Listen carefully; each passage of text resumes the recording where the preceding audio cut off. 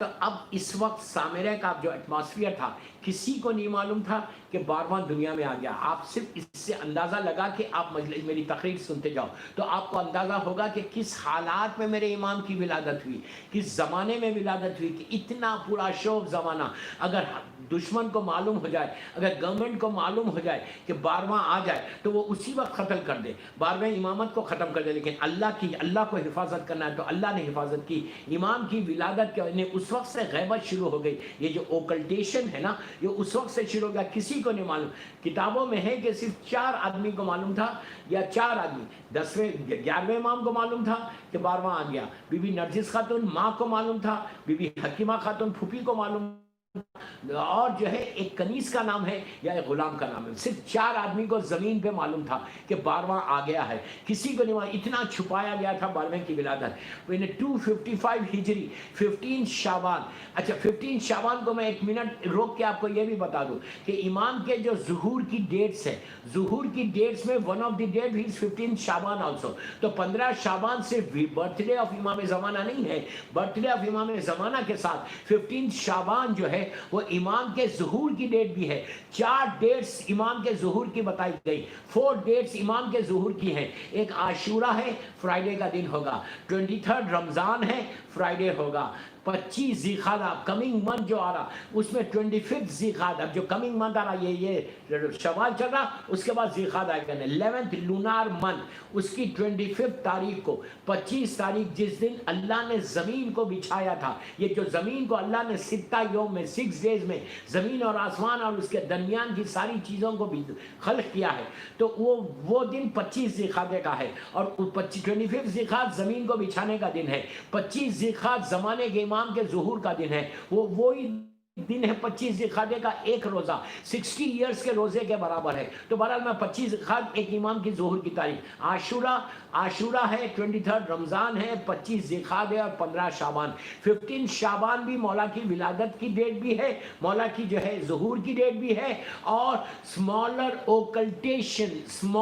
اوکلٹیشن کا جو اینڈ ہوا وہ بھی 15 شعبان 329 ہجری. You understand what I said کہ 15 شعبان 3 یا 4 امپورٹنٹ چیزیں ہیں 15 شعبان کو. امام کی ولادت ہے, ظہور کی تاریخ ہے, اور اسمالر اوکلٹیشن کا اینڈ بھی اسی دن ہوا. جب میں اس ڈیٹ پہ پہنچوں گا تو میں اس کی ڈیٹیل بتاؤں گا. تو بہرحال تو امام کی ولادت ہوئی, اور 5 سال تک 255 ہجری 15 شعبان سے پہلی مرتبہ, غور سے سننا, بڑی امپورٹنٹ تقریریں چل رہی ہیں, ویری انفارمیٹو, کہ فرسٹ ٹائم زمانے کا امام جو پبلک میں آیا وہ کب آیا. فرسٹ ٹائم پبلک کو معلوم کیسے ہوا, یہ نیوز بریک کیسا ہوا کہ 12واں, یہ نیوز بریک کیسا ہوئی کہ 12واں آ گیا. یہ نیوز اس وقت بریک ہوئی کہ جب 260 ہجری 8 ربیع الاول ہمارے 11ویں امام کی شہادت کا دن ہے. بڑا مصیبت کا دن ہے, دور ازا کا آخری دن ہے, عزاداری کا آخری دن ہے, اور ہمارے 11ویں امام کی شہادت کا دن. ہمارے 12واں امام اس دن یتیم ہوا, بہت مصیبت کا دن. تو 260 ہجری 8 ربیع الاول سامرہ میرے مولا کی شہادت ہوئی. معتمد باللہ ظالم نے مولا کو زہر دیا اور میرا 11واں امام شہید ہو. اس کے بعد انہیں آپ سوچو, کسی کو نہیں معلوم, پورے سامرے میں, پوری حکومت میں کسی کو نہیں معلوم, زمین میں کسی کو معلوم, صرف 4 آدمی کو معلوم, جس میں 11ویں امام کی شہادت ہوئی. دونوں بیویاں, بی بی نرجس خاتون, بی بی حکیمہ خاتون کو معلوم ہے, یا ایک کنیز کو معلوم ہے, یا غلام کو معلوم, کسی کو نہیں. گھر کے اندر کسی کو نہیں معلوم, اتنا سیکریٹ رکھا تھا. 11ویں امام کا جو روم تھا, روم کے پیچھے ایک اور روم تھا, وہاں پہ 12ویں امام کو رکھتے تھے. 1-2 روایتیں بیچ میں ہیں کہ لوگ خمس لے کر آئے تھے اور امام سے وہاں پہ ملاقات ہوئی تھی. امام بالکل بچے تھے. تو 11ویں امام نے بتایا بھی تھا, کچھ ایسے لوگوں کو معلوم تھا, اس کے علاوہ کسی کو نہیں معلوم. فرسٹ ٹائم کا معلوم ہوا پبلک میں کب آئے امام, جب 11ویں امام کی شہادت ہوئی, آپ کو غسل و کفن دیا گیا, امام نے غسل و کفن دیا. اس کے بعد آپ کا کافن, آپ کا جنازہ تیار ہو کے گھر سے باہر آیا. آپ ہی کے گھر میں باہر جو آنگن تھا اس میں, اور کئی لوگ, 100 سے لوگ کھڑے ہوئے تھے, حکومت کے لوگ بھی تھے, کئی لوگ آئے تھے مولا کا جنازہ پڑھنے کے لیے. مولا کا جنازہ رکھا, آپ سے امیجن کرو, میں ایک نقشہ کھینچ رہا, جنازہ رکھا ہوا ہے, پورے لوگوں نے سب لگانا شروع کر دی نماز جنازہ پڑھنے کے لیے.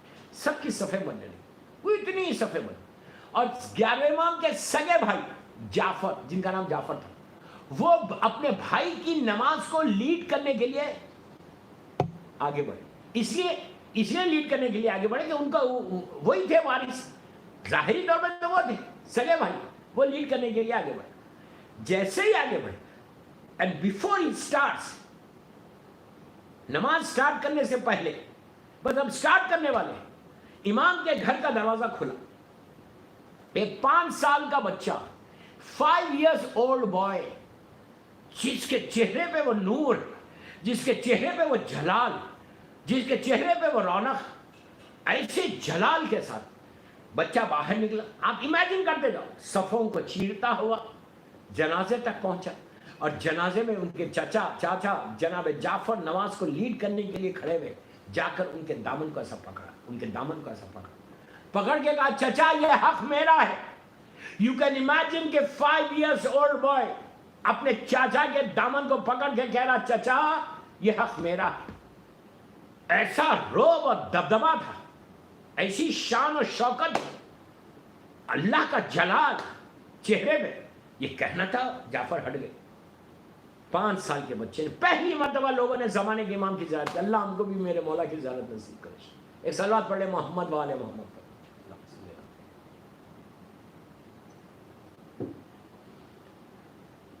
ज़ियारत, अब आगे बढ़े और इमाम ने अपने बाबा की नमाज पढ़ी।